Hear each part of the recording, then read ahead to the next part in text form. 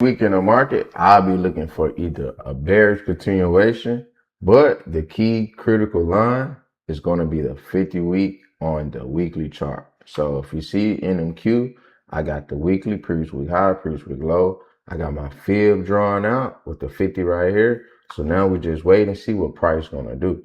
Either price can come down, push, and push low down right here, or either price can push back up to this 50, come back, and fail to come back down, or price can come back up and push back up to this previous week high. So those are the three scenarios that we're looking for NMQ. We got to engulf two down on the weekly. So we want to see the previous week low reaction, the previous week high reaction, and the 50% fill on NMQ. Drop down to MYM. We have a 3 shooter right here. So got the previous week high, previous week low. We either want to see price to break out of this shooter, retest, and push down, or we want to see price retest this 50 fib line and push back down. If not, price can push above, retest these highs, and go on a bullish week.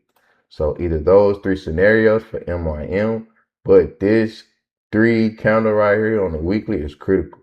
You want to see confirmation first, price react off this previous week high or this previous week low. I personally wait to the reaction of the high or the low and wait on the field. Go down to NMS. NMS, we got a big, nice engulfing on the week. So got the previous week high, the previous week low. Got the fib drawn out. So we either can see price come here, retest and push down for the week, or see price retest this 50 fib and push down for the week. Or we can see it push the fib, come down, test the highs for the week. It's the last week in June. Drop down to M2K. M2K got a 2 up, and M2K's been bullish. So on M2K, stay above this 50 fib line, test this previous week high for more bullish continuation. Or we can see price test this previous week high, come back and fail to test the previous week low. Or price fail, come back down and test these lows. Either those three scenarios for M2K. But I'm bullish on M2K. Drop down to gold. Gold has been a nice bearish move. But if you can see, it looks like it's a pin building right here on previous week high, previous week low on the weekly. So if we draw a field for MGC right here, 50%.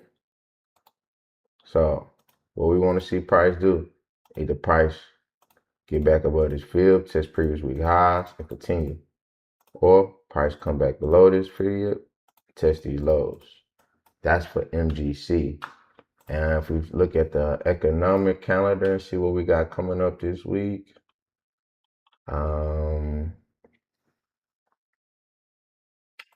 see what we got coming up this week. Yeah, we don't have no major news on Monday. No major news on Monday. Yeah.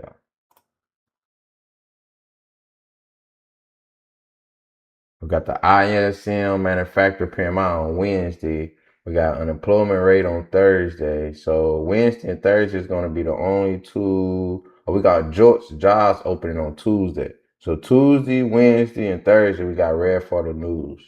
Monday is no news on Monday. So Monday we can see the reaction based off of Friday levels. Be careful for jobs at 9 on Tuesday. And we got ISM PMI at 9 on Wednesday. And then we got payroll and unemployment come out at 7:30. So be crucial of those read for the news. If you look at the week right here, one thing I want to point out to you is always make sure price react to these levels right here. That is the most important thing that you need to focus on this week in trade. Is don't take a trade unless price react to the previous week low, the 50 fib, or the previous week high. And it must be a closed candle. Always remember, protect your losses. Protect your losses and wait on confirmation. That's the name of the game. If you master those two things, then you will be a successful day trader.